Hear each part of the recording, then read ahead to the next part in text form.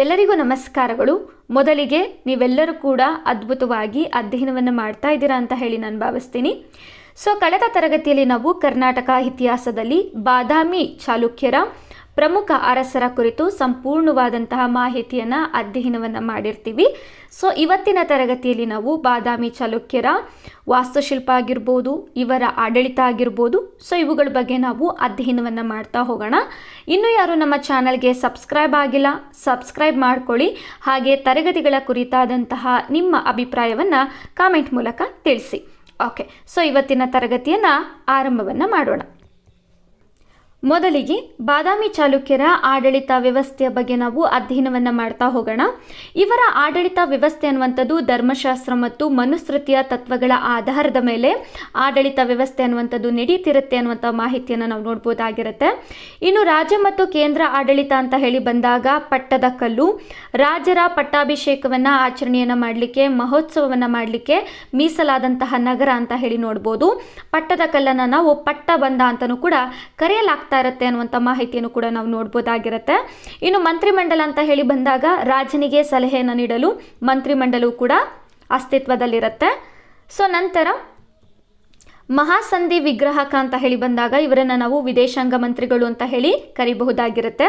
ಇನ್ನು ಸೈನಿಕ ವ್ಯವಸ್ಥೆ ಅಂತ ಹೇಳಿ ಬಂದಾಗ ನಾವು ಕರ್ನಾಟಕ ಬಲವನ್ನು ನೋಡ್ಬೋದಾಗಿರುತ್ತೆ, ಅಥವಾ ಇದನ್ನು ಕರ್ನಾಟ ಬಲ ಅಂತಲೂ ಕೂಡ ಕರೆಯಲಾಗುತ್ತೆ. ನಂತರ ನೌಕಾನೆಲೆ ಅಂತ ಹೇಳಿ ಬಂದಾಗ ಮಂಗಳೇಶನ ಕಾಲದಲ್ಲಿ ರೇವತಿ ದ್ವೀಪ ಗೋವಾ ಅಥವಾ ಮಹಾರಾಷ್ಟ್ರದ ಕರಾವಳಿ ತೀರದಲ್ಲಿ ಕಂಡುಬರುತ್ತೆ. ಇಲ್ಲಿ ನೌಕಾನೆಲೆ ಅನ್ನುವಂಥದ್ದು ಅಭಿವೃದ್ಧಿ ಆಗಿತ್ತು ಅನ್ನುವಂಥ ಮಾಹಿತಿಯನ್ನು ನಾವು ನೋಡ್ಬೋದಾಗಿರುತ್ತೆ. ಇನ್ನು ಆಡಳಿತದ ವಿಭಾಗಗಳು ಅಂತ ಹೇಳಿ ಬಂದಾಗ ಮಂಡಲ, ರಾಷ್ಟ್ರ ಅಂತ ಹೇಳಿ ಬರುತ್ತೆ. ಇದನ್ನು ನಾವು ಪ್ರಾಂತ್ಯ ಅಂತ ಹೇಳಿ ಕೂಡ ಕರಿಬಹುದಾಗಿರುತ್ತೆ. ಇದನ್ನು ರಾಜರ ಮಕ್ಕಳು, ಯುವರಾಜರು ಆಳ್ವಿಕೆಯನ್ನು ಮಾಡ್ತಾ ಇರ್ತಾರೆ, ಅಥವಾ ಬಾದಾಮಿ ಚಾಲುಕ್ಯರ ಸಾಮಂತ ದೊರೆಗಳೇನಿರ್ತಾರಲ್ಲ ಅವರು ಕೂಡ ಇದನ್ನು ಆಳ್ವಿಕೆಯನ್ನು ಮಾಡ್ತಾ ಇರ್ತಾರೆ ಅಂತ ಹೇಳಿ ನೋಡ್ಬೋದು. ನಂತರ ವಿಷಯ ಅಂತ ಹೇಳಿ ಬರುತ್ತೆ. ಇದನ್ನು ನಾವು ಜಿಲ್ಲೆ ಅಂತ ಹೇಳಿ ತೆಗೆದುಕೊಳ್ಬಹುದಾಗಿರುತ್ತೆ. ಇದನ್ನು ಆಳ್ವಿಕೆ ಮಾಡುವಂತಹ ಮುಖ್ಯಸ್ಥರ ಅಥವಾ ಅಧಿಕಾರಿಯನ್ನು ನಾವು ವಿಷಯಪತಿ ಅಂತ ಹೇಳಿ ಕರೆಯಲಾಗುತ್ತೆ. ನಂತರ ನಾಡು ಅಂತ ಹೇಳಿ ಬರುತ್ತೆ, ಕಂಪನ ಅಂತ ಹೇಳಿ ಬರುತ್ತೆ. ಇದನ್ನು ನಾವು ತಾಲೂಕು ಅಂತ ಹೇಳಿ ತಿಳ್ಕೊಳ್ಬೋದಾಗಿರುತ್ತೆ. ಇದನ್ನು ಆಳ್ವಿಕೆ ಮಾಡುವಂತಹ ಅಧಿಕಾರ ನಾಡಗೌಡ ಅಥವಾ ನಾಡಪ್ರಭುಗಳಿಗೆ ಇರುತ್ತೆ ಅಂತ ಹೇಳಿ ನೋಡ್ಬೋದು. ನಂತರ ಭೋಗ ಅಂತ ಹೇಳಿ ಬಂದಾಗ ಹಳ್ಳಿಗಳ ಗುಂಪು ಅಂತ ಹೇಳಿ ಕರೆಯಲಾಗುತ್ತೆ. ಇದರ ಅಧಿಕಾರಿಯನ್ನು ನಾವು ಭೋಗಪತಿ ಅಂತ ಹೇಳಿ ಕರಿಬಹುದಾಗಿರುತ್ತೆ. ನಂತರ ಗ್ರಾಮ ಅಂತ ಹೇಳಿ ಬಂದಾಗ ಹಳ್ಳಿ ಅಂತ ಹೇಳಿ ನೋಡ್ಬೋದು. ಇದರ ಮುಖ್ಯಸ್ಥರನ್ನು ನಾವು ಗಾವುಂಡ ಅಥವಾ ಗೌಡ ಅಂತ ಹೇಳಿ ಕರೆಯಲಾಗುತ್ತೆ. ಓಕೆ, ಇದಾದ ನಂತರ ಪ್ರಮುಖ ಅಧಿಕಾರಿಗಳು ಅಂತ ಹೇಳಿ ಬಂದಾಗ ನಗರ ಶ್ರೇಷ್ಠಿ ಅಂತ ಹೇಳಿ ಬರ್ತಾರೆ. ಇವರು ನಗರ ಆಡಳಿತ ಮತ್ತು ವ್ಯಾಪಾರ ವ್ಯವಹಾರಗಳನ್ನು ನೋಡಿಕೊಳ್ಳುವಂತಹ ಜವಾಬ್ದಾರಿಯನ್ನು ಇವರು ತೆಗೆದುಕೊಂಡಿರ್ತಾರೆ. ನಂತರ ಮಹತ್ತರ ಅಂತ ಹೇಳಿ ಬರ್ತಾರೆ. ಇವರು ಗ್ರಾಮದ ಹಿರಿಯ ಮಂಡಳಿ ಏನಿರುತ್ತೆ ಅಥವಾ ಗ್ರಾಮದ ಮುಖ್ಯಸ್ಥರು ಅಂತ ಹೇಳಿ ನಾವು ಇವರನ್ನು ಕರಿಬಹುದಾಗಿರುತ್ತೆ. ನಂತರ ಗ್ರಾಮ ಆಡಳಿತ ಅಂತ ಹೇಳಿ ಬಂದಾಗ ಚಾಲುಕ್ಯರ ಒಂದು ಕಾಲದಲ್ಲಿ ಗ್ರಾಮಗಳು ಹೆಚ್ಚಿನ ಸ್ವಾಯತ್ತತೆಯನ್ನು ಹೊಂದ್ಕೊಂಡಿರುತ್ತೆ. ಹಾಗಾಗಿ ಗ್ರಾಮದ ಆಡಳಿತವನ್ನು ನೋಡ್ಕೊಳ್ಳಿಕ್ಕೆ ಅಷ್ಟದಶ ಪ್ರಜೆಗಳು ಅಂತ ಹೇಳಿ ಒಂದು ಸಂಘವನ್ನು ಅಥವಾ ಒಂದು ಮಂಡಳಿಯನ್ನು ಮಾಡ್ಕೊಂಡಿರ್ತಾರೆ ಅನ್ನುವಂಥ ಮಾಹಿತಿಯನ್ನು ನಾವು ನೋಡ್ಬೋದಾಗಿರುತ್ತೆ. ಇನ್ನು ಶ್ರೇಣಿಗಳು ಅಂತ ಹೇಳಿ ಬಂದಾಗ ವ್ಯಾಪಾರಿಗಳ ಸಂಘಗಳನ್ನು ಕೂಡ ನಾವು ನೋಡ್ಬೋದು. ಅದರಲ್ಲಿ ನಾವು ಐಹೊಳೆ 500 ಅನ್ನುವಂತಹ ಒಂದು ಸಂಘವನ್ನು ಕೂಡ ನಾವು ನೋಡ್ಬೋದಾಗಿರುತ್ತೆ. ಓಕೆ, ನಂತರದಲ್ಲಿ ಬಾದಾಮಿ ಚಾಲುಕ್ಯರ ಧಾರ್ಮಿಕ ಸ್ಥಿತಿಗತಿ ಅಂತ ಹೇಳಿ ಬಂದಾಗ ಇವರು ವೈದಿಕ ಧರ್ಮವನ್ನು ಪ್ರೋತ್ಸಾಹವನ್ನು ಮಾಡ್ತಾ ಇರ್ತಾರೆ. ಅದರಲ್ಲಿ ಇವರ ಕುಲದೈವ ಅಂತ ಹೇಳಿ ಬಂದಾಗ ಭಗವಾನ್ ವಿಷ್ಣುವಿನ ಅವತಾರವಾಗಿರುವ ವರಹ ಬಾದಾಮಿ ಚಾಲುಕ್ಯರ ಕುಲದೈವವಾಗಿರುತ್ತೆ ಅಂತ ಹೇಳಿ ನೋಡ್ಬೋದು. ಹಾಗೆ ರಾಜ್ಯದ ಲಾಂಛನ ಕೂಡ ಆಗಿರುತ್ತೆ ಅನ್ನುವಂಥ ಮಾಹಿತಿಯನ್ನು ನಾವು ನೋಡ್ಬೋದಾಗಿರುತ್ತೆ. ಇನ್ನು ಚಾಲುಕ್ಯರು ಸಪ್ತ ಮಾತೃಕೆಯರ ಆರಾಧಕರಾಗಿದ್ದರು ಅನ್ನುವಂಥ ಮಾಹಿತಿಯನ್ನು ಕೂಡ ನಾವು ನೋಡ್ಬೋದು. ನಂತರದಲ್ಲಿ ಶೈವ ಧರ್ಮ ಅಂತ ಹೇಳಿ ಬಂದಾಗ ಬಾದಾಮಿ ಚಾಲುಕ್ಯರ ಆಳ್ವಿಕೆಯಲ್ಲಿ ಶೈವ ಧರ್ಮ ಬಹಳಷ್ಟು ಪ್ರಬಲವಾಗಿರುತ್ತೆ.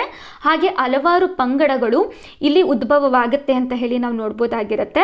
ಅದರಲ್ಲಿ ಪ್ರಮುಖವಾಗಿ ನಾವು ಕಾಪಾಲಿಕ, ಪಶುಪತ, ಕಾಳಮುಖ ಪಂಥಗಳನ್ನು ಶೈವ ಧರ್ಮದಲ್ಲಿ ನೋಡ್ಬೋದಾಗಿರುತ್ತೆ.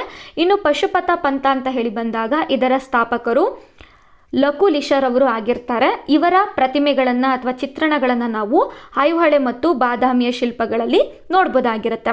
ಇನ್ನು ಬಾದಾಮಿಯ 1ನೇ ಗುಹೆ ಅಂತ ಹೇಳಿ ಬಂದಾಗ ಈ ಗುಹೆ ಸಂಪೂರ್ಣವಾಗಿ ಶೈವ ಪಂಥಕ್ಕೆ ಅರ್ಪಣೆಯನ್ನು ಮಾಡಿದ್ದಾರೆ ಅನ್ನುವಂಥ ಮಾಹಿತಿಯನ್ನು ನಾವು ನೋಡ್ಬೋದಾಗಿರುತ್ತೆ.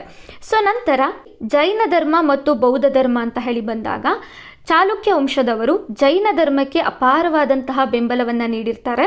ಇದಕ್ಕೆ ಸಾಕ್ಷಿ ಅಂತ ಹೇಳಿದ್ರೆ ಬಾದಾಮಿಯ 4ನೇ ಗುಹೆ. ಈ ಒಂದು ಗುಹೆಯಲ್ಲಿ ನಾವು ಜೈನ ಧರ್ಮಕ್ಕೆ ಸೇರಿದಂತಹ ಹಲವಾರು ವಿಚಾರಗಳನ್ನು ಗಮನಿಸ್ಬೋದು. ಅದರಲ್ಲೂ ಮಹಾವೀರ ಮತ್ತು ಪಾರ್ಶ್ವನಾಥನ ಸುಂದರವಾದಂತಹ ಶಿಲ್ಪಗಳನ್ನು ಕೂಡ ನಾವು ಈ ಒಂದು ಗುಹೆಯಲ್ಲಿ ನೋಡ್ಬೋದಾಗಿರುತ್ತೆ.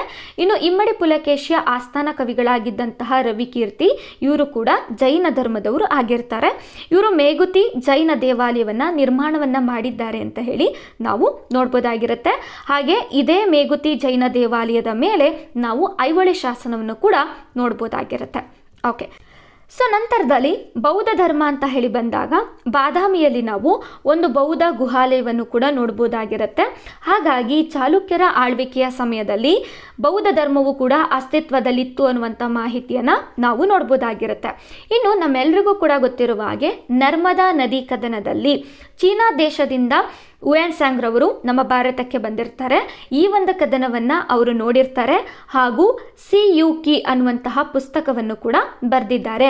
ಈ ಒಂದು ಪುಸ್ತಕದಲ್ಲಿ ನಮ್ಮ ಕರ್ನಾಟಕದ ಹೆಮ್ಮೆ ಆಗಿರುವಂತಹ ಇಮ್ಮಡಿ ಪುಲಕೇಶಿರವರು ನರ್ಮದಾ ನದಿ ಕದನದಲ್ಲಿ ವಿಜಯಶಾಲಿಗಳಾಗಿದ್ದಾರೆ ಅನ್ನುವಂಥ ಮಾಹಿತಿಯನ್ನು ನಾವು ಈ ಒಂದು ಸಿಯುಕಿ ಪುಸ್ತಕದಲ್ಲಿ ನೋಡ್ಬೋದಾಗಿರುತ್ತೆ. ಹಾಗಾಗಿ ಚಾಲುಕ್ಯರ ಆಳ್ವಿಕೆಯ ಸಮಯದಲ್ಲಿ ಹುಯೆನ್ಸಾಂಗ್ ರವರು ಭೇಟಿಯನ್ನು ಕೊಟ್ಟಿರ್ತಾರೆ.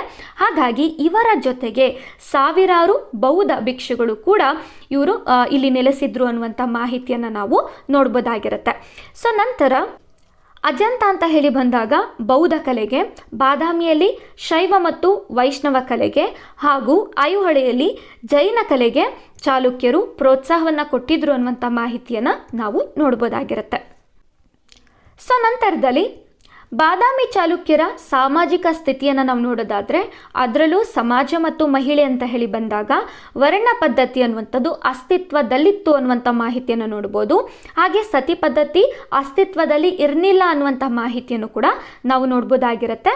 ಸೊ ಮಹಿಳೆಯರ ಸ್ಥಾನಮಾನ ಅಂತ ಹೇಳಿ ಬಂದಾಗ ಮಹಿಳೆಯರಿಗೆ ಆಡಳಿತದಲ್ಲಿ ಮತ್ತು ಸಾಹಿತ್ಯದಲ್ಲಿ ಅತ್ಯದ್ಭುತವಾದಂತಹ ಅವಕಾಶಗಳನ್ನು ಮಾಡಿಕೊಟ್ಟಿದ್ರು ಅನ್ನುವಂಥ ಮಾಹಿತಿಯನ್ನು ನೋಡ್ಬೋದು. ಯಾಕೆ ಅಂತ ಹೇಳಿದ್ರೆ ಚಂದ್ರಾದಿತ್ಯನ ಹೆಂಡತಿಯಾಗಿ ರುವಂತಹ ವಿಜಯಾಂಕರವರು ಕೌಮುದಿ ಮಹೋತ್ಸವ ಅನ್ನುವಂಥ ಕೃತಿಯನ್ನು ಬರೆದಿದ್ದಾರೆ ಅನ್ನುವಂಥ ಮಾಹಿತಿಯನ್ನು ಕೂಡ ನಾವು ನೋಡ್ಬೋದಾಗಿರುತ್ತೆ.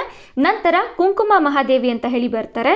ಇವರು ಜೈನ ಮಂದಿರವನ್ನು ಸ್ಥಾಪನೆಯನ್ನು ಮಾಡಿರುವಂಥದ್ದನ್ನು ಕೂಡ ನಾವು ನೋಡ್ಬೋದಾಗಿರುತ್ತೆ. ಓಕೆ, ಸೊ ನಂತರದಲ್ಲಿ ಪ್ರಮುಖ ಗುರುಗಳು ಅಂತ ಬಂದಾಗ, ವಿದ್ವಾಂಸರು ಅಂತ ಬಂದಾಗ ಚಾಲುಕ್ಯ ಸಾಮ್ರಾಜ್ಯಕ್ಕೆ ಧಾರ್ಮಿಕ ಮತ್ತು ಶೈಕ್ಷಣಿಕ ಮಾರ್ಗದರ್ಶಕರಾಗಿ ಅದರಲ್ಲೂ 1ನೇ ವಿಕ್ರಮಾದಿತ್ಯನ ಗುರುಗಳು ಅಂತ ಬಂದಾಗ ನಾವು ಸುದರ್ಶನ ಆಚಾರ್ಯರನ್ನು ನೋಡ್ಬೋದು. ನಂತರ ನಾಗವರ್ಧನ ಆಚಾರ್ಯರನ್ನು ಕೂಡ ನೋಡ್ಬೋದಾಗಿರುತ್ತೆ. ಸೊ ನಂತರದಲ್ಲಿ ಬಾದಾಮಿ ಚಾಲುಕ್ಯರ ಆರ್ಥಿಕ ಸ್ಥಿತಿ ಮತ್ತು ತೆರಿಗೆ ವ್ಯವಸ್ಥೆ ಅಂತ ಹೇಳಿ ಬಂದಾಗ ಕೃಷಿ ಮತ್ತು ವ್ಯಾಪಾರ ಅನ್ನುವಂಥದ್ದು ಬಹಳಷ್ಟು ಸಮೃದ್ಧವಾಗಿರುತ್ತೆ. 1/6 ಇಲ್ಲಿ ತೆರಿಗೆಯನ್ನು ಪಾವತಿಯನ್ನು ಮಾಡ್ತಾ ಇರ್ತಾರೆ. ಇದನ್ನು ನಾವು ಭಾಗಾಕಾರ ಅಂತ ಹೇಳಿ ಕರಿಬೋದು. ನಂತರ ಒಂದು ರೀತಿಯಾದಂತಹ ಕಂದಾಯ ಮತ್ತು ಸೇವೆ ತೆರಿಗೆ ಕೂಡ ಅಸ್ತಿತ್ವದಲ್ಲಿತ್ತು. ಅದನ್ನು ನಾವು ಒಡ್ಡ ರಾವುಳ ಅಂತ ಹೇಳಿ ಕರೆಯಲಾಗುತ್ತೆ. ನಂತರ ಭೂಮಾಪನ ಅಂತ ಹೇಳಿ ಬಂದಾಗ ಭೂಮಿಯನ್ನು ಅಳತೆಯನ್ನು ಮಾಡಲು ನಿವರ್ತನ ಮತ್ತು ಮಟ್ಟ ಅನ್ನುವಂತಹ ಮಾನದಂಡಗಳನ್ನು ಬಳಕೆಯನ್ನು ಮಾಡ್ತಾ ಇದ್ರು ಅಂತ ಹೇಳಿ ನೋಡ್ಬೋದು. ಇನ್ನು ವಿಶೇಷ ತೆರಿಗೆಗಳು ಅಂತ ಬಂದಾಗ ಹೆಬ್ಜುಕ ಅಂತ ಹೇಳಿ ಬರುತ್ತೆ, ಅಂದರೆ ಸರಕು ಹೊತ್ತ ಪ್ರಾಣಿಗಳ ಮೇಲೆ ವಿಧಿಸುತ್ತಿದ್ದಂತಹ ತೆರಿಗೆ ಅಂತ ಹೇಳಿ ನೋಡ್ಬೋದು. ನಂತರ ಪನ್ನಾಯ ಅಂತ ಹೇಳಿ ಬರುತ್ತೆ, ವಿಳ್ಳೆದೆಲೆಯ ಮೇಲಿನ ತೆರಿಗೆ ಅಂತ ಹೇಳಿ ನೋಡ್ಬೋದಾಗಿರುತ್ತೆ. ನಂತರ ಬೀಳ್ಕೊಡೆ ಅಂತ ಹೇಳಿ ಬರುತ್ತೆ, ಇದು ವ್ಯಾಪಾರ ಮತ್ತು ರಫ್ತು ತೆರಿಗೆಯಾಗಿ ಇದನ್ನು ಪಾವತಿಯನ್ನು ಮಾಡಲಾಗ್ತಿತ್ತು ಅನ್ನುವಂಥ ಮಾಹಿತಿಯನ್ನು ನಾವು ನೋಡ್ಬೋದಾಗಿರುತ್ತೆ. ಹಾಗಾಗಿ ಪರೀಕ್ಷಾ ದೃಷ್ಟಿಯಿಂದ ನಮಗೆ ನಿರ್ವರ್ತನ ಇಂಪಾರ್ಟೆಂಟ್ ಆಗುತ್ತೆ, ಭೂಮಿಯನ್ನು ಅಳೆಯುವಂತಹ ಪದ್ಧತಿ. ನಂತರ ಸಿದ್ಧಾಯ ಅಂತ ಹೇಳಿ ಕೂಡ ಮತ್ತೊಂದು ಭೂ ಕಂದಾಯದ ವ್ಯವಸ್ಥೆಯನ್ನು ನೋಡ್ಬೋದು. ನಂತರ ನಗರ ಶ್ರೇಷ್ಠಿ ಅಂತ ಬಂದಾಗ ವ್ಯಾಪಾರಿಯ ಮುಖ್ಯಸ್ಥರಾಗಿರ್ತಾರೆ ಅನ್ನುವಂತಹ ಮಾಹಿತಿಯನ್ನು ಕೂಡ ನಾವು ನೋಡ್ಬೋದಾಗಿರುತ್ತೆ. ಸೊ ನಂತರದಲ್ಲಿ ಬಾದಾಮಿ ಚಾಲುಕ್ಯರ ನಾಣ್ಯ ಪದ್ಧತಿ ಅಂತ ಹೇಳಿ ಬಂದಾಗ ಚಾಲುಕ್ಯರ ಅತ್ಯಂತ ಪ್ರಸಿದ್ಧವಾದ ಚಿನ್ನದ ನಾಣ್ಯ ಅಂತ ಹೇಳಿದರೆ ಅದು ವರಹ ಆಗಿರುತ್ತೆ. ನಂತರ ಗದ್ಯಾಣ, ಹೊನ್ನು ಅನ್ನುವಂತಹ ಚಿನ್ನದ ನಾಣ್ಯಗಳನ್ನು ಕೂಡ ನೋಡ್ಬೋದು. ನಂತರ ಪಣ ಅಂತ ಹೇಳಿ ಬರುತ್ತೆ, ಬೆಳ್ಳಿ ಮತ್ತು ತಾಮ್ರದ ಸಣ್ಣ ಮೌಲ್ಯದ ನಾಣ್ಯಗಳನ್ನು ಕೂಡ ನಾವು ನೋಡ್ಬೋದಾಗಿರುತ್ತೆ. ಸೊ ಇದಾದ ನಂತರ ನಾಣ್ಯಗಳ ವಿನ್ಯಾಸ ಅಂತ ಹೇಳಿ ಬಂದಾಗ ನಾಣ್ಯದ ಒಂದು ಮುಖದಲ್ಲಿ ಸಾಮಾನ್ಯವಾಗಿ ರಾಜನ ಲಾಂಛನಗಳಾದಂತಹ ವರಹ, ಸಿಂಹ ಮತ್ತು ದೇವಾಲಯಗಳ ಚಿತ್ರಣಗಳನ್ನು ನೋಡ್ಬೋದು. ಅದರಲ್ಲೂ ಇಮ್ಮಡಿ ಪುಲಕೇಶಿರವರು ಹೊರಡಿಸಿರುವಂತಹ ನಾಣ್ಯದಲ್ಲಿ ನಾವು ಸಿಂಹದ ಲಾಂಛನವನ್ನು ನೋಡ್ಬೋದಾಗಿರುತ್ತೆ. ಹಾಗೆ ರಾಜನ ಹೆಸರನ್ನು ಕೂಡ ನೋಡ್ಬೋದು. ನಂತರ ಮಂಗಳೇಶ ಹೊರಡಿಸಿರುವಂತಹ ನಾಣ್ಯಗಳಲ್ಲಿ ನಾವು ದೇವಾಲಯದ ಗೋಪುರ ಮತ್ತು ಗುಡಿಯ ಚಿತ್ರಣಗಳನ್ನು ನಾವು ನೋಡ್ಬೋದಾಗಿರುತ್ತೆ. ಸೊ ನಾಣ್ಯದ ಮತ್ತೊಂದು ಮುಖದಲ್ಲಿ ನಾವು ರಾಜನ ಬಿರುದುಗಳು ಮತ್ತು ಹೆಸರುಗಳನ್ನು ನಾವು ನೋಡ್ಬೋದಾಗಿರುತ್ತೆ. ಓಕೆ, ಸೊ ಇದಾದ ನಂತರ ಭಾಷೆ ಮತ್ತು ಲಿಪಿ ಅಂತ ಹೇಳಿ ಬಂದಾಗ ಕನ್ನಡ ಮತ್ತು ಸಂಸ್ಕೃತ ಭಾಷೆಗೆ ಬಾದಾಮಿ ಚಾಲುಕ್ಯರು ಪ್ರಮುಖವಾದಂತಹ ಪ್ರಾಮುಖ್ಯತೆಯನ್ನು ಕೊಟ್ಟಿದ್ರು ಅಂತ ಹೇಳಿ ನೋಡ್ಬೋದು. ಇನ್ನು ಲಿಪಿ ಅಂತ ಹೇಳಿ ಬಂದಾಗ ಆರಂಭದಲ್ಲಿ ಬ್ರಾಹ್ಮಿ ಲಿಪಿಯನ್ನು ಬಳಕೆಯನ್ನು ಮಾಡ್ತಾ ಇದ್ರು ಅಂತ ಹೇಳಿ ನಾವು ನೋಡ್ಬೋದಾಗಿರುತ್ತೆ. ಓಕೆ, ಸೊ ಇದಾದ ನಂತರ ಪರೀಕ್ಷಾ ದೃಷ್ಟಿಯಿಂದ 2 ಮಾಹಿತಿಗಳು ಭಾಳಷ್ಟು ಇಂಪಾರ್ಟೆಂಟ್ ಆಗುತ್ತೆ. ಮೊದಲನೇದಾಗಿ ಪಂಚ್ ಮಾರ್ಕ್ಡ್ ನಾಣ್ಯಗಳನ್ನು ನಾವು ನೋಡ್ಬೋದಾಗಿರುತ್ತೆ. ನಂತರ ವಿಜಯನಗರ ಕಾಲದವರೆಗೂ ಕೂಡ ದಕ್ಷಿಣ ಭಾರತದ ಚಿನ್ನದ ನಾಣ್ಯಗಳ ಮೇಲೆ ನಾವು ವರಹನ ಚಿತ್ರವನ್ನು ನೋಡ್ಬೋದಾಗಿರುತ್ತೆ. ಸೊ ನಂತರದಲ್ಲಿ ಬಾದಾಮಿ ಚಾಲುಕ್ಯರ ಕಲೆ ಮತ್ತು ವಾಸ್ತುಶಿಲ್ಪ ಅಂತ ಹೇಳಿ ಬಂದಾಗ ಭಾಳಷ್ಟು ಇಂಪಾರ್ಟೆಂಟ್ ಆಗುತ್ತೆ. ಇಲ್ಲಿ ಪ್ರಶ್ನೆ ಬರೋ ಸಾಧ್ಯತೆ ಜಾಸ್ತಿ ಇರುತ್ತೆ. ಯಾಕೆ ಅಂತ ಹೇಳಿದ್ರೆ ಬಾದಾಮಿ ಚಾಲುಕ್ಯರನ್ನು ನಮ್ಮ ಕರ್ನಾಟಕದ ವಾಸ್ತುಶಿಲ್ಪದ ಪ್ರವರ್ತಕರು ಅಂತ ಹೇಳಿ ಕರೆಯಲಾಗುತ್ತೆ. ಯಾಕೆ ಅಂತ ಹೇಳಿದ್ರೆ ಉತ್ತರ ಭಾರತದ ನಾಗರ ಶೈಲಿಯನ್ನು ಹಾಗೂ ದಕ್ಷಿಣ ಭಾರತದ ದ್ರಾವಿಡ ಶೈಲಿಯನ್ನು ಮಿಶ್ರಣವನ್ನು ಮಾಡಿ ವೇಸರ ಶೈಲಿ ಅಂತ ಹೇಳಿ ಅತ್ಯದ್ಭುತವಾದಂತಹ ಚಾಲುಕ್ಯ ಶೈಲಿಯನ್ನು ಇವರು ಅಭಿವೃದ್ಧಿಯನ್ನು ಮಾಡ್ತಾರೆ. ಹಾಗಾಗಿ ವೇಸರ ಶೈಲಿಯನ್ನು ನಾವು ಚಾಲುಕ್ಯ ಶೈಲಿ ಮತ್ತು ಕರ್ನಾಟಕ ದ್ರಾವಿಡ ಶೈಲಿ ಅಂತ ಹೇಳಿ ಕೂಡ ಕರೆಯಲಾಗುತ್ತೆ. ಸೊ ನಂತರದಲ್ಲಿ ಕಲೆ ಮತ್ತು ವಾಸ್ತುಶಿಲ್ಪ ಅಂತ ಹೇಳಿ ಬಂದಾಗ ಕವಿಗಳಾದಂತಹ ಶಿವರಾಮ್ ಕಾರಂತರು ಚಾಲುಕ್ಯರ ಕಾಲವನ್ನು ಕರ್ನಾಟಕದ ಇತಿಹಾಸದ ಸುವರ್ಣ ಕಾಲ ಅಂತ ಹೇಳಿ ಬಣ್ಣಿಸಿದ್ದಾರೆ. ಇನ್ನು KV ಸುಂದರರಾಜನ್ರವರು ಚಾಲುಕ್ಯರು ಕೇವಲ ಯುದ್ಧ ಪ್ರಿಯರಲ್ಲ, ಅವರು ಕಲಾಪ್ರಿಯರು ಹೌದು ಅನ್ನುವಂತಹ ಮಾಹಿತಿಯನ್ನು ನಾವು ನೋಡ್ಬೋದಾಗಿರುತ್ತೆ. ಸೊ ನಂತರದಲ್ಲಿ ವೇಸರ ಶೈಲಿಯ ದೇವಾಲಯಗಳ ಪ್ರಮುಖ ಲಕ್ಷಣಗಳು ಅಂತ ಬಂದಾಗ ಬಹುತೇಕ ದೇವಾಲಯಗಳು ಪೂರ್ವಾಭಿಮುಖವಾಗಿ ನಿರ್ಮಾಣವಾಗಿದೆ ಅಂತ ಹೇಳಿ ನೋಡ್ಬೋದು. ದೇವಾಲಯಗಳನ್ನು 3 ರಿಂದ 4 ಅಡಿಗಳ ಎತ್ತರದ ಪೀಠದಲ್ಲಿ ಸ್ಥಾಪನೆಯನ್ನು ಮಾಡ್ತಾ ಇದ್ರು ಅನ್ನುವಂಥ ಮಾಹಿತಿಯನ್ನು ನೋಡ್ಬೋದು. ಇನ್ನು ರಚನೆ ಅಂತ ಹೇಳಿ ಬಂದಾಗ ಗರ್ಭಗೃಹ, ಸುಖಾನಾಸಿ, ನವರಂಗ, ಮಂಟಪ ಮತ್ತು ಅರ್ಧ ಮಂಟಪವನ್ನು ಕೂಡ ನಾವು ನೋಡ್ಬೋದಾಗಿರುತ್ತೆ. ದೇವಾಲಯದ ಅಂದರೆ ಗರ್ಭಗೃಹದ ಸುತ್ತಲೂ ಒಳಭಾಗದಲ್ಲಿ ನಾವು ಪ್ರದಕ್ಷಿಣಾ ಪಥವನ್ನು ನೋಡ್ಬೋದಾಗಿರುತ್ತೆ. ಇನ್ನು ಕೆತ್ತನೆಗಳಿಗೆ ಕೆಂಪು ಮರಳುಗಲ್ಲನ್ನು ಬಳಕೆ ಮಾಡ್ತಾ ಇದ್ರು ಅನ್ನುವಂಥ ಮಾಹಿತಿಯನ್ನು ನಾವು ನೋಡ್ಬೋದು. ಓಕೆ, ಸೊ ಇದಾದ ನಂತರ ಪ್ರಮುಖ ದೇವಾಲಯಗಳನ್ನು ಒಳಗೊಂಡಿರುವಂತಹ ಐತಿಹಾಸಿಕ ಸ್ಥಳಗಳು ಅಂತ ಬಂದಾಗ ನಾವು ಐಹೊಳೆಯನ್ನು ತೆಗೆದುಕೊಳ್ಬೋದು. ಯಾಕೆ ಅಂತ ಹೇಳಿದ್ರೆ ಭಾರತೀಯ ವಾಸ್ತುಶಿಲ್ಪದ ತೊಟ್ಟಿಲು ಅಂತ ಹೇಳಿ ಐಹೊಳೆಯನ್ನು ಕರೆಯಲಾಗುತ್ತೆ. ನಂತರ ಬಾದಾಮಿ ಅಂತ ಹೇಳಿ ಬಂದಾಗ ನಾವು ವೈಷ್ಣವ, ಶೈವ, ಜೈನ ಧರ್ಮಕ್ಕೆ ಸಂಬಂಧಪಟ್ಟಂತಹ ಗುಹಾಲಯಗಳನ್ನು ನಾವು ಬಾದಾಮಿಯಲ್ಲಿ ನೋಡ್ಬೋದಾಗಿರುತ್ತೆ. ಇನ್ನು ಪಟ್ಟದಕಲ್ಲು ಅಂತ ಹೇಳಿ ಬಂದಾಗ ಅತ್ಯದ್ಭುತವಾದಂತಹ ದೇವಾಲಯಗಳನ್ನು ನೋಡ್ಬೋದು. ಹಾಗೆ ಪಟ್ಟದಕಲ್ಲು ಯುನೆಸ್ಕೋ ವಿಶ್ವ ಪಾರಂಪರಿಕ ಪಟ್ಟಿಯನ್ನು ಕೂಡ ಸೇರಿದೆ ಅನ್ನುವಂಥ ಮಾಹಿತಿಯನ್ನು ನಾವು ನೋಡ್ಬೋದಾಗಿರುತ್ತೆ. ಸೊ ನಂತರದಲ್ಲಿ ಬಾದಾಮಿಯ ವಿಶ್ವ ಪ್ರಸಿದ್ಧವಾದಂತಹ ಗುಹಾಂತರ ದೇವಾಲಯದ ಬಗ್ಗೆ ನಾವು ಅಧ್ಯಯನವನ್ನು ಮಾಡ್ತಾ ಹೋಗೋಣ. ಗುಹಾಂತರ ದೇವಾಲಯ ಅಂತ ಹೇಳಿ ಬಂದಾಗ ನಾವು 4 ರೀತಿಯಾದಂತಹ ಗುಹಾಂತರ ದೇವಾಲಯಗಳನ್ನು ನೋಡ್ಬೋದು. ಸೊ ಇದ್ರ ಬಗ್ಗೆ ನಾವು ಕಂಪ್ಲೀಟಾಗಿ ಅಧ್ಯಯನವನ್ನು ಮಾಡ್ತಾ ಹೋಗೋಣ. ಮೊದಲಿಗೆ ಗುಹೆ ನಂಬರ್ 1 ಅಂತ ಹೇಳಿದ್ರೆ ಶೈವ ಪಂಥಕ್ಕೆ ಇದನ್ನು ಅರ್ಪಣೆಯನ್ನು ಮಾಡಿದ್ದಾರೆ. ಸೊ ಇದು ಅತ್ಯಂತ ಹಳೆಯ ಗುಹೆ ಆಗಿದೆ. ಸೊ ಇದು 1ನೇ ಕೀರ್ತಿವರ್ಮನ ಕಾಲಕ್ಕೆ ಸೇರಿದಂತಹ ಗುಹೆ ಅಂತ ಹೇಳಿ ನಂಬಲಾಗಿದೆ. ಇನ್ನು ಈ ಒಂದು ಶೈವ ಪಂಥಕ್ಕೆ ಅರ್ಪಿತವಾಗಿರುವಂತಹ ಈ ಒಂದು ಗುಹೆಯಲ್ಲಿ ನಾವು 18 ಕೈಗಳನ್ನು ಒಳಗೊಂಡಿರುವಂತಹ ನಟರಾಜನ ಒಂದು ಪ್ರತಿಮೆಯನ್ನು ಅಥವಾ ಕೆತ್ತನೆಯನ್ನು ನಾವು ನೋಡ್ಬೋದಾಗಿರುತ್ತೆ. ಸೊ ಇದರ ಜೊತೆಗೆ ಅರ್ಧನಾರೇಶ್ವರ, ಹರಿಹರ, ಮಹಿಷಾಸುರ ಮರ್ದಿನಿ, ಬೃಹತ್ ದ್ವಾರಪಾಲಕರ ವಿಗ್ರಹಗಳನ್ನು ಕೂಡ ನೋಡ್ಬೋದು. ಹಾಗೆ 2 ಕೈಗಳನ್ನು ಒಳಗೊಂಡಿರುವಂತಹ ಗಣೇಶ ಮತ್ತು ಶಂಕರ ನಾರಾಯಣ, ಸೊ ಇವರ ಕೆತ್ತನೆಗಳನ್ನು ಕೂಡ ನಾವು ಈ ಒಂದು ಗುಹೆಯಲ್ಲಿ ನೋಡ್ಬೋದಾಗಿರುತ್ತೆ. ಸೊ ನೀವಿಲ್ಲಿ ನೋಡ್ತಾ ಇದ್ದೀರಾ ನೋಡಿ, ಇದು ಬಾದಾಮಿ ಗುಹಾಂತರ ದೇವಾಲಯ ಆಗಿರುತ್ತೆ. ಸೊ ನಂತರದಲ್ಲಿ 1ನೇ ಗುಹೆಯಲ್ಲಿ ನೀವು 18 ಕೈಗಳನ್ನು ಒಳಗೊಂಡಿರುವಂತಹ ನಟರಾಜನ ವಿಗ್ರಹವನ್ನು ಕೂಡ ನೋಡ್ಬೋದು. ಮತ್ತು ಇಲ್ಲಿ 2 ಕೈಗಳನ್ನು ಒಳಗೊಂಡಿರುವಂತಹ ಗಣೇಶನ ವಿಗ್ರಹವನ್ನು ಕೂಡ ನೀವು ನೋಡ್ಬೋದಾಗಿರುತ್ತೆ. ಸೊ ನಂತರದಲ್ಲಿ ಗುಹೆ ನಂಬರ್ 2 ಅಂತ ಹೇಳಿ ಬಂದಾಗ ಸೊ ಇದನ್ನು ವೈಷ್ಣವ ಪಂಥಕ್ಕೆ ಅರ್ಪಣೆಯನ್ನು ಮಾಡಿದ್ದಾರೆ ಅಂತ ಹೇಳಿ ನೋಡ್ಬೋದು. ಅತಿ ಚಿಕ್ಕದ. ಸೊ ನಂತರದಲ್ಲಿ ಗುಹೆ ನಂಬರ್ 2 ಅಂತ ಹೇಳಿ ಬಂದಾಗ ಈ ಒಂದು ಗುಹೆಯನ್ನು ವೈಷ್ಣವ ಪಂಥಕ್ಕೆ ಅರ್ಪಣೆಯನ್ನು ಮಾಡಿದ್ದಾರೆ ಅಂತ ಹೇಳಿ ನೋಡ್ಬೋದು. ಗಾತ್ರದಲ್ಲಿ ಅತ್ಯಂತ ಚಿಕ್ಕದಾದಂತಹ ಗುಹೆ ಅಂತ ಹೇಳಿ ನಾವು ನೋಡ್ಬೋದಾಗಿರುತ್ತೆ. ಸೊ ಶಿಲ್ಪಗಳು ಅಂತ ಬಂದಾಗ ನಾವು ವಿಷ್ಣುವಿನ ಅವತಾರಗಳಾದಂತಹ ತ್ರಿವಿಕ್ರಮ, ವರಾಹ ಮತ್ತು ವಾಮನ ಅವತಾರಗಳನ್ನು ನೋಡ್ಬೋದು. ಜೊತೆಗೆ ಬ್ರಹ್ಮ, ವಿಷ್ಣು, ಶಿವ ಮತ್ತು ಇತರ ಕೆತ್ತನೆಗಳನ್ನು ನಾವು ಚಾವಣಿಯ ಮೇಲೆ ನೋಡ್ಬೋದಾಗಿರುತ್ತೆ. ಸೊ ಇಲ್ಲಿ ವರಹ ಭೂದೇವಿಯನ್ನು ರಕ್ಷಿಸುತ್ತಿರುವಂತಹ ಒಂದು ರೂಪದ ಕೆತ್ತನೆಯನ್ನು ಕೂಡ ನಾವು ನೋಡ್ಬೋದಾಗಿರುತ್ತೆ. ಸೊ ನೀವಿಲ್ಲಿ ನೋಡ್ತಾ ಇದ್ದೀರಾ ನೋಡಿ, ಇವರು ವರಹ ಆಗಿರ್ತಾರೆ, ನಂತರ ಇಲ್ಲಿ ಭೂದೇವಿ ಇದ್ದಾರೆ. ಸೊ ಇವರನ್ನು ರಕ್ಷಿಸುವಂತಹ ಕೆತ್ತನೆಯನ್ನು ನಾವು ನೋಡ್ಬೋದಾಗಿರುತ್ತೆ. ನಂತರ ಚಾವಣಿಯ ಮೇಲೆ ಇನ್ನಿತರ ಕೆತ್ತನೆಗಳನ್ನು ಕೂಡ ನಾವು ನೋಡ್ಬೋದಾಗಿರುತ್ತೆ. ಓಕೆ, ಸೊ ಇದಾದ ನಂತರ ಗುಹೆ ನಂಬರ್ 3 ಅಂತ ಬಂದಾಗ ಸೊ ಇದನ್ನು ಕೂಡ ವೈಷ್ಣವ ಪಂಥಕ್ಕೆ ಅರ್ಪಣೆಯನ್ನು ಮಾಡಿದ್ದಾರೆ ಅಂತ ಹೇಳಿ ನೋಡ್ಬೋದು. ಸೊ ಈ ಒಂದು ಗುಹೆಯು ಕ್ರಿಸ್ತಶಕ 578ರಲ್ಲಿ ಮಂಗಳೇಶನಿಂದ ನಿರ್ಮಿಸಲ್ಪಟ್ಟಂತಹ ಅತ್ಯಂತ ದೊಡ್ಡ ಗುಹೆ ಅಂತ ಹೇಳಿ ನಾವು ನೋಡ್ಬೋದಾಗಿರುತ್ತೆ. ಸೊ ಈ ಒಂದು ಗುಹೆಯು 68 ಅಡಿಗಳಷ್ಟು ವಿಸ್ತಾರವಾಗಿದ್ದು ಆದಿಶೇಷನ ಮೇಲೆ ಕುಳಿತಿರುವಂತಹ ವಿಷ್ಣುವಿನ ಭವ್ಯ ವಿಗ್ರಹವನ್ನು ಕೂಡ ನಾವು ನೋಡ್ಬೋದಾಗಿರುತ್ತೆ.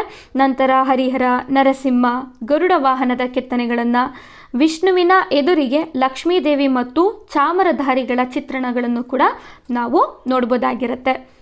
ಓಕೆ, ಸೊ ಈ ಒಂದು ಗುಹೆಯು ಶೈವ ಮತ್ತು ವೈಷ್ಣವ 2 ವಿಷಯಗಳಿಗೆ ಸಂಬಂಧಪಟ್ಟಂತಹ ಕೆಲವೊಂದಿಷ್ಟು ಕೆತ್ತನೆಗಳನ್ನು ಕೂಡ ನೋಡ್ಬೋದು. ಅದರಲ್ಲಿ ತ್ರಿವಿಕ್ರಮ, ನರಸಿಂಹ, ಶಂಕರನಾರಾಯಣ, ಭೂವರಹ, ಅನಂತಶಯನ, ಹರಿಹರ ಸೊ ಇವರ ಫಲಕಗಳನ್ನು ಕೂಡ ನಾವು ನೋಡ್ಬೋದಾಗಿರುತ್ತೆ. ಸೊ ನಂತರದಲ್ಲಿ ಸೊ ನೀವಿಲ್ಲಿ ನೋಡ್ತಿದ್ದೀರ ನೋಡಿ, ಗುಹೆ ನಂಬರ್ 3 ಅಂತ ಹೇಳಿ ಬಂದಾಗ ನೀವು ಒಂದಿಷ್ಟು ಶಾಸನಗಳನ್ನು ಕೂಡ ನೋಡ್ಬೋದಾಗಿರುತ್ತೆ. ಸೊ ಇಲ್ಲಿ ಆದಿಶೇಷನ ಮೇಲೆ ಕುಳಿತಿರುವಂತಹ ವಿಷ್ಣುವಿನ ಒಂದು ಕೆತ್ತನೆಯನ್ನು ಕೂಡ ನೋಡ್ಬೋದು. ನಂತರ ಚಾವಣಿಯ ಮೇಲಿರುವಂತಹ ಕೆತ್ತನೆಗಳನ್ನು ಕೂಡ ನೀವು ನೋಡ್ಬೋದಾಗಿರುತ್ತೆ.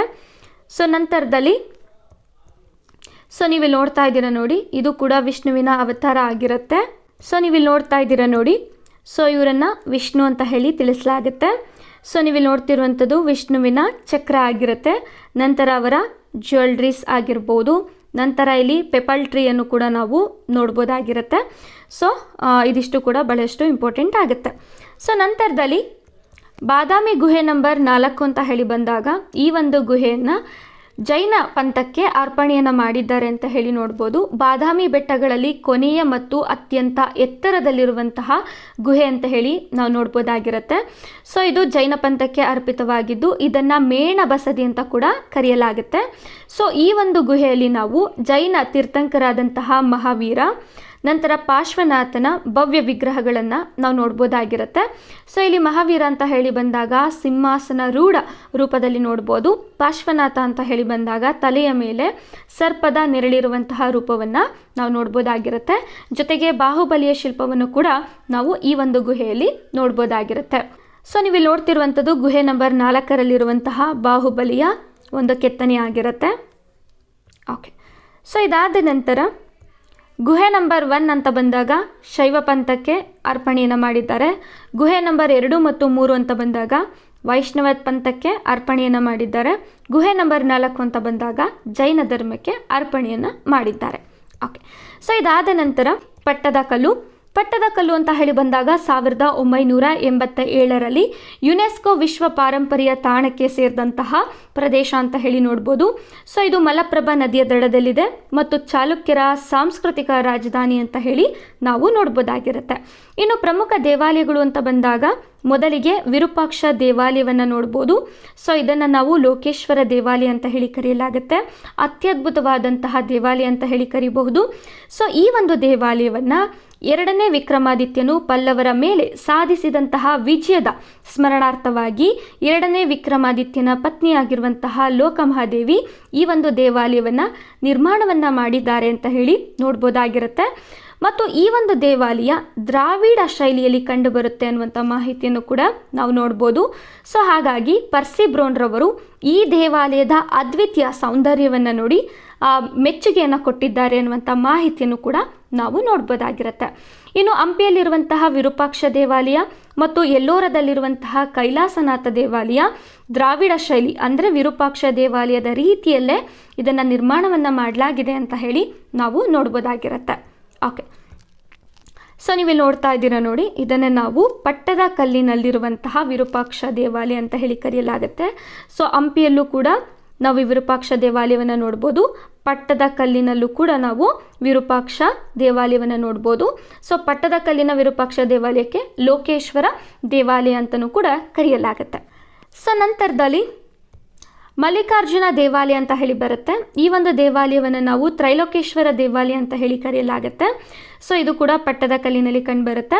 ಎರಡನೇ ವಿಕ್ರಮಾದಿತ್ಯನ ಪತ್ನಿಯಾಗಿರುವಂತಹ ತ್ರೈಲೋಕ್ಯ ಮಹಾದೇವಿ ಈ ಒಂದು ದೇವಾಲಯವನ್ನು ನಿರ್ಮಾಣವನ್ನು ಮಾಡಿದ್ದಾರೆ. ದ್ರಾವಿಡ ವಾಸ್ತುಶಿಲ್ಪದ ವಿಕಸಿತ ರೂಪವನ್ನು ನಾವು ಈ ಒಂದು ದೇವಾಲಯದಲ್ಲಿ ನೋಡ್ಬೋದಾಗಿರುತ್ತೆ. ವಿರೂಪಾಕ್ಷ ದೇವಾಲಯಕ್ಕೆ ಪೂರಕವಾಗಿ ಇದನ್ನು ನಿರ್ಮಾಣವನ್ನು ಮಾಡಲಾಗಿದೆ ಅಂತ ಹೇಳಿ ನಾವು ನೋಡ್ಬೋದು. ಸೊ ನಂತರದಲ್ಲಿ ನೀವಿಲ್ಲಿ ನೋಡ್ತಿರುವಂಥದ್ದು ಪಟ್ಟದ ಕಲ್ಲಿನಲ್ಲಿರುವಂತಹ ದ್ರಾವಿಡ ಶೈಲಿಯ ತ್ರೈಲೋಕೇಶ್ವರ ದೇವಾಲಯವನ್ನು ಅಂದರೆ ಮಲ್ಲಿಕಾರ್ಜುನ ದೇವಾಲಯವನ್ನು ಸೊ ನೀವಿಲ್ಲಿ ನೋಡ್ತಾ ಇದ್ದೀರಾ. ಸೊ ಇದು ಕೂಡ ದ್ರಾವಿಡ ಶೈಲಿಯಲ್ಲಿ ಕಂಡುಬರುತ್ತೆ ಅಂತ ಹೇಳಿ ನಾವು ನೋಡ್ಬೋದು. ಓಕೆ, ಸೊ ಇದಾದ ನಂತರ ಪಟ್ಟದ ಕಲ್ಲಿನ ಮತ್ತೊಂದು ಸುಪ್ರಸಿದ್ಧ ದೇವಾಲಯ ಅಂತ ಹೇಳಿದ್ರೆ ಅದು ಸಂಗಮೇಶ್ವರ ದೇವಾಲಯ. ಸೊ ಇದನ್ನು ನಾವು ವಿಜಯೇಶ್ವರ ದೇವಾಲಯ ಅಂತ ಹೇಳಿ ಕೂಡ ಕರೆಯಲಾಗುತ್ತೆ. ಚಾಲುಕ್ಯರ ದೊರೆಯಾಗಿರುವಂತಹ ವಿಜಯಾದಿತ್ಯ ಈ ಒಂದು ದೇವಾಲಯವನ್ನು ನಿರ್ಮಾಣವನ್ನು ಮಾಡಿದ್ದಾರೆ ಅಂತ ಹೇಳಿ ನೋಡ್ಬೋದು. ಪಟ್ಟದ ಕಲ್ಲಿನ ಅತ್ಯಂತ ಹಳೆಯ ದೇವಾಲಯ ಅಂತ ಹೇಳಿ ನಾವು ನೋಡ್ಬೋದಾಗಿರುತ್ತೆ. ಸೊ ನೀವಿಲ್ಲಿ ನೋಡ್ತಾ ಇದ್ದೀರಾ ನೋಡಿ, ಇದು ಸಂಗಮೇಶ್ವರ ದೇವಾಲಯ ಆಗಿರುತ್ತೆ. ಸೊ ನಂತರದಲ್ಲಿ ಪಟ್ಟದ ಕಲ್ಲಿನಲ್ಲಿ ಕಂಡುಬರುವಂತಹ ಇನ್ನಿತರ ದೇವಾಲಯಗಳು ಅಂತ ಬಂದಾಗ ಪಟ್ಟದ ಕಲ್ಲಿನಲ್ಲಿ ನಾವು ದ್ರಾವಿಡ ಮತ್ತು ನಾಗರ ಶೈಲಿಯ ಎರಡು ದೇವಸ್ಥಾನಗಳನ್ನು ನೋಡ್ಬೋದು. ಅದಕ್ಕೆ ಉದಾಹರಣೆ ಅಂತ ಹೇಳಿದ್ರೆ ಗಳಗನಾಥ ಅಥವಾ ಕಾಡಸಿದ್ದೇಶ್ವರ ದೇವಾಲಯವನ್ನು ನಾವು ನೋಡಿದ್ರೆ ಇದು ಉತ್ತರ ಭಾರತದ ನಾಗರ ಶೈಲಿಯ ಶಿಖರವನ್ನು ಹೊಂದಿದೆ ಅಂತ ಹೇಳಿ ನಾವು ನೋಡ್ಬೋದು. ಸೊ ನೀವಿಲ್ಲಿ ನೋಡ್ತಾ ಇದ್ದೀರಾ ನೋಡಿ, ಇದು ನಾಗರ ಶೈಲಿಯ ಶಿಖರ ಆಗಿರುತ್ತೆ. ಹಾಗಾಗಿ ಇದು ನಾಗರ ಶೈಲಿಯ ದೇವಾಲಯ ಅಂತ ಹೇಳಿ ನೋಡ್ಬೋದಾಗಿರುತ್ತೆ. ಓಕೆ, ಸೊ ಇದಾದ ನಂತರ ಪಾಪನಾಥ ದೇವಾಲಯ ಅಂತ ಹೇಳಿ ಬರುತ್ತೆ. ಇದು ನಾಗರ ಮತ್ತು ದ್ರಾವಿಡ ಶೈಲಿಯ ಸಮ್ಮಿಶ್ರವಾದಂತಹ ವೇಸರ ಶೈಲಿಯಲ್ಲಿ ಕಂಡು ಬಂದಿರುವಂತಹ ದೇವಾಲಯ ಅಂತ ಹೇಳಿ ನಾವು ನೋಡ್ಬೋದು. ಸೊ ನೀವಿಲ್ಲಿ ನೋಡ್ತಾ ಇದ್ದೀರಾ ನೋಡಿ, ಪಾಪನಾಥ ದೇವಾಲಯ. ನಂತರ ಜೈನ ನಾರಾಯಣ ದೇವಾಲಯವನ್ನು ನೀವಿಲ್ಲಿ ನೋಡ್ತಾ ಇದ್ದೀರಾ. ಇದು ರಾಷ್ಟ್ರಕೂಟರ ಕಾಲದಲ್ಲಿ ನಿರ್ಮಾಣವಾಗಿದೆ, ಬಟ್ ಅದೇ ಇದು ಪಟ್ಟದ ಕಲ್ಲಿನಲ್ಲಿ ಕಂಡುಬರುತ್ತೆ ಅಂತ ಹೇಳಿ ನಾವು ನೋಡ್ಬೋದಾಗಿರುತ್ತೆ. ಓಕೆ, ಸೊ ಇದಾದ ನಂತರ ಐಹೊಳೆ ಅಂತ ಹೇಳಿ ಬಂದಾಗ ಭಾರತೀಯ ವಾಸ್ತುಶಿಲ್ಪದ ತೊಟ್ಟಿಲು ಅಂತ ಹೇಳಿ ಕರೆಯಲಾಗುತ್ತೆ. ಪರ್ಸಿ ಬ್ರೌನ್ ರವರು ಐಹೊಳೆ ಕೇವಲ ನಗರವಲ್ಲ, ಅದೊಂದು ದೇವಾಲಯಗಳ ಪ್ರಯೋಗಶಾಲೆ ಅಂತ ಹೇಳಿ ಕರೆದಿದ್ದಾರೆ. ಹಾಗಾಗಿ ಐಹೊಳೆಯ ದೇವಾಲಯಗಳ ಬಗ್ಗೆ ಯಾವಾಗಲೂ ಕೂಡ ಪ್ರಶ್ನೆಗಳು ಬರ್ತಾ ಇರತ್ತೆ. ಮೊದಲಿಗೆ ಐಹೊಳೆಯಲ್ಲಿ ನಾವು ದುರ್ಗ ದೇವಾಲಯವನ್ನು ನೋಡ್ಬೋದು. ಇದು ಕುದುರೆಯ ಲಾಳದ ಆಕಾರದಲ್ಲಿದೆ ಮತ್ತು ಬೌದ್ಧರ ಚೈತಾಲ್ಯದ ಮಾದರಿಯಲ್ಲಿ ಇದನ್ನು ನಿರ್ಮಾಣವನ್ನು ಮಾಡಲಾಗಿದೆ ಅಂತ ಹೇಳಿ ನಾವು ಹೋಲಿಕೆಯನ್ನು ಮಾಡ್ಬೋದು. ಇದರ ಚಾವಣಿಯ ಮೇಲೆ ನಾಗರ ಮತ್ತು ಉತ್ತರ ಭಾರತದ ಶೈಲಿಯ ಶಿಖರವನ್ನು ಕೂಡ ನಾವು ನೋಡ್ಬೋದಾಗಿರುತ್ತೆ. ಸೊ ನೀವಿಲ್ಲಿ ನೋಡ್ತಾ ಇದ್ದೀರಾ ನೋಡಿ ದುರ್ಗ ದೇವಾಲಯವನ್ನು. ಸೊ ದುರ್ಗ ದೇವಾಲಯ, ಸೊ ಇಲ್ಲಿ ನಾಗರ ಶೈಲಿಯ ಶಿಖರವನ್ನು ನೋಡ್ಬೋದು. ನಂತರ ಇಲ್ಲಿ ಕಂಬಗಳಿದೆ ನೋಡಿ, ಇದು ಬೌದ್ಧರ ಚೈತಾಲ್ಯಗಳಲ್ಲಿ ಕಂಡುಬರುವಂತಹ ಮಾದರಿಯಾಗಿರುತ್ತೆ. ಸೊ ಕಾರ್ಲೆ ಚೈತಾಲ್ಯದಲ್ಲಿ ನೀವು ಈ ರೀತಿಯಾದಂತಹ ಕಂಬಗಳನ್ನು ನೋಡ್ಬೋದು. ಹಾಗಾಗಿ ಬೌದ್ಧ ಚೈತಾಲ್ಯದ ರೀತಿಯಲ್ಲಿ ಉತ್ತರ ಭಾರತದ ನಾಗರ ಶೈಲಿಯ ಶಿಖರಗಳನ್ನು ಒಳಗೊಂಡಿರುವಂತಹ ಒಂದು ದೇವಾಲಯ ಅಂತ ಹೇಳಿ ನಾವು ನೋಡ್ಬೋದಾಗಿರುತ್ತೆ. ಸೊ ನಂತರದಲ್ಲಿ ಲಡ್ಕನ್ ದೇವಾಲಯ ಅಂತ ಹೇಳಿ ಬರುತ್ತೆ. ಸೊ ಇದನ್ನು ನಾವು ಸೂರ್ಯ ದೇವಾಲಯ ಅಂತ ಹೇಳಿ ಕೂಡ ಕರಿಬಹುದು. ಸೊ ಇಲ್ಲಿ ನಾವು ಶಿವಲಿಂಗವನ್ನು ಕೂಡ ನೋಡ್ಬೋದಾಗಿರುತ್ತೆ. ಆದರೆ ಲಡ್ಕನ್ ಅನ್ನುವಂತಹ ಹೆಸರು ಯಾಕೆ ಬಂದಿದೆ ಅಂತ ಹೇಳಿದ್ರೆ, ಲಡ್ಕನ್ ಅನ್ನುವಂತಹ ಮುಸ್ಲಿಂ ವ್ಯಕ್ತಿ ಈ ಒಂದು ದೇವಾಲಯದ ಪಕ್ಕದಲ್ಲಿ ವಾಸವಿದ್ರಂತೆ. ಹಾಗಾಗಿ ಅವರ ಹೆಸರನ್ನು ಈ ಒಂದು ದೇವಾಲಯಕ್ಕೆ ನೀಡಲಾಗಿದೆ. ಮತ್ತು ಈ ಒಂದು ದೇವಾಲಯದ ಬಹಳಷ್ಟು ವಿಶಿಷ್ಟವಾದಂತಹ ಲಕ್ಷಣ ಅಂತ ಹೇಳಿದ್ರೆ, ಮಳೆ ನೀರಿನ ಕೊಯ್ಲಿಗೆ ಸಂಬಂಧಪಟ್ಟಂತಹ ವ್ಯವಸ್ಥೆಯನ್ನು ಈ ಒಂದು ದೇವಸ್ಥಾನದ ಚಾವಣಿಯಲ್ಲಿ ನಾವು ನೋಡ್ಬೋದಾಗಿರುತ್ತೆ. ಹಾಗಾಗಿ ಇದು ಬಹಳಷ್ಟು ಇಂಪಾರ್ಟೆಂಟ್ ಆಗುತ್ತೆ. ಸೊ ನೀವಿಲ್ಲಿ ನೋಡ್ತಾ ಇದ್ದೀರಾ ನೋಡಿ, ಇದು ಲಡ್ಕನ್ ದೇವಾಲಯ ಆಗಿರುತ್ತೆ. ಸೊ ಇಲ್ಲಿ ನಾವು ಮಳೆ ನೀರಿನ ಕೊಯ್ಲಿಗೆ ಸಂಬಂಧಪಟ್ಟಂತಹ ಒಂದು ವ್ಯವಸ್ಥೆಯನ್ನು ಕೂಡ ನೋಡ್ಬೋದು. ಇದು ಸೂರ್ಯ ದೇವಾಲಯ ಆಗಿರುತ್ತೆ ಮತ್ತು ಇಲ್ಲಿ ಶಿವಲಿಂಗವು ಕೂಡ ಕಂಡುಬರುತ್ತೆ. ಓಕೆ, ಸೊ ನಂತರದಲ್ಲಿ ಹುಚ್ಚುಮಲ್ಲಿ ಗುಡಿ ಅಂತ ಹೇಳಿ ಬರುತ್ತೆ. ಸೊ ನಮ್ಮೆಲ್ರಿಗೂ ಕೂಡ ಗೊತ್ತಿರೋ ಹಾಗೆ ಚಾಲುಕ್ಯರ ವೇಸರ ಶೈಲಿಯ ದೇವಾಲಯಗಳ ನಿರ್ಮಾಣ ಪೂರ್ವಾಭಿಮುಖವಾಗಿರುತ್ತೆ. ಆದರೆ ಈ ಒಂದು ದೇವಾಲಯ ಪಶ್ಚಿಮಾಭಿಮುಖವಾಗಿರುವಂಥದ್ದನ್ನು ನೋಡ್ಬೋದು. ಹಾಗೆ ಈ ಒಂದು ದೇವಾಲಯದ ಮೇಲೆ ನಾವು ನಾಗರ ಶೈಲಿಯ ಶಿಖರವನ್ನು ಕೂಡ ನಾವು ನೋಡ್ಬೋದಾಗಿರುತ್ತೆ. ಹಾಗಾಗಿ ಈ ಒಂದು ದೇವಾಲಯ ಚಾಲುಕ್ಯರ ಆರಂಭಿಕ ಹಂತದ ಕಲೆ ಮತ್ತು ವಾಸ್ತುಶಿಲ್ಪವನ್ನು ನಮಗೆ ಆಧಾರವಾಗಿ ಕೊಡುತ್ತೆ ಅಂತ ಹೇಳಿ ನಾವು ನೋಡ್ಬೋದಾಗಿರುತ್ತೆ. ಓಕೆ, ಸೊ ಇದಾದ ನಂತರ ಮೇಗುತಿ ಜೈನ ದೇವಾಲಯ ಬರುತ್ತೆ. ಇದನ್ನು ಕ್ರಿಸ್ತ ಶಕ 634ರಲ್ಲಿ ಇಮ್ಮಡಿ ಪುಲಕೇಶಿಯ ಆಸ್ಥಾನದ ಕವಿಗಳಾದಂತಹ ರವಿಕೀರ್ತಿ ಇದನ್ನು ನಿರ್ಮಾಣವನ್ನು ಮಾಡಿದ್ದಾರೆ ಅಂತ ಹೇಳಿ ನೋಡ್ಬೋದು. ಸೊ ಈ ಒಂದು ಜೈನ ದೇವಾಲಯ ದ್ರಾವಿಡ ಶೈಲಿಯಲ್ಲಿ ಕಂಡುಬರುತ್ತೆ. ಹಾಗೆ ಪ್ರಸಿದ್ಧ ಐಹೊಳೆ ಶಾಸನವು ಕೂಡ ಈ ದೇವಾಲಯದ ಹೊರಗೋಡೆಯ ಮೇಲಿದೆ ಅಂತ ಹೇಳಿ ನಾವು ನೋಡ್ಬೋದಾಗಿರುತ್ತೆ. ಸೊ ನೀವಿಲ್ಲಿ ನೋಡ್ತಿರುವಂಥದ್ದು ಮೇಗುತಿ ಜೈನ ದೇವಾಲಯ ಆಗಿರುತ್ತೆ. ಸೊ ಐಹೊಳೆ ಶಾಸನ ಅಂತ ಬಂದಾಗ ಸೊ ಇದು ಮೇಗುತಿ ಜೈನ ದೇವಾಲಯ. ಸೊ ಇಲ್ಲಿದೆ ನೋಡಿ, ಹೊರಗೋಡೆಯ ಮೇಲೆ ನಾವು ಐಹೊಳೆ ಶಾಸನವನ್ನು ನೋಡ್ಬೋದಾಗಿರುತ್ತೆ. ಇದು ರವಿಕೀರ್ತಿ ರಚನೆಯನ್ನು ಮಾಡಿರುವಂಥದ್ದು. ಸೊ ಇದು ಇಮ್ಮಡಿ ಪುಲಕೇಶಿ ಆಗಿರ್ಬೋದು ಅಥವಾ ಚಾಲುಕ್ಯ ಸಾಮ್ರಾಜ್ಯದ ವಂಶ ಪಾರಂಪರ್ಯ ಬಗ್ಗೆ ಮಾಹಿತಿ ನೀಡುವಂತಹ ಅತಿ ಪ್ರಮುಖವಾದಂತಹ ಶಾಸನ ಅಂತ ಹೇಳಿ ನಾವು ನೋಡ್ಬೋದಾಗಿರುತ್ತೆ. ಓಕೆ, ಸೊ ಇದಿಷ್ಟು ಕೂಡ ಭಾಳಷ್ಟು ಇಂಪಾರ್ಟೆಂಟ್ ಆಗಿರುವಂತಹ ವಾಸ್ತುಶಿಲ್ಪ ಮತ್ತು ಕಲೆಗೆ ಸಂಬಂಧಪಟ್ಟಂತಹ ಮಾಹಿತಿಗಳು ಆಗಿರುತ್ತೆ. ಸೊ ಇಲ್ಲಿವರೆಗೂ ನಾವು ಚಾಲುಕ್ಯರ ಸಂಪೂರ್ಣವಾದಂತಹ ಮಾಹಿತಿಯನ್ನು ಅಧ್ಯಯನವನ್ನು ಮಾಡಿರ್ತೇವೆ. ಸೊ ಮುಂದಿನ ತರಗತಿಯಲ್ಲಿ ಮತ್ತೊಂದು ಅಧ್ಯಯನದೊಂದಿಗೆ ನಾನು ಮತ್ತೆ ಭೇಟಿಯಾಗ್ತೀನಿ. ಸೊ ನನ್ನ ತರಗತಿಯನ್ನು ಕೇಳಿದಂತಹ ನಿಮ್ಮೆಲ್ಲರಿಗೂ ಕೂಡ ಧನ್ಯವಾದಗಳು.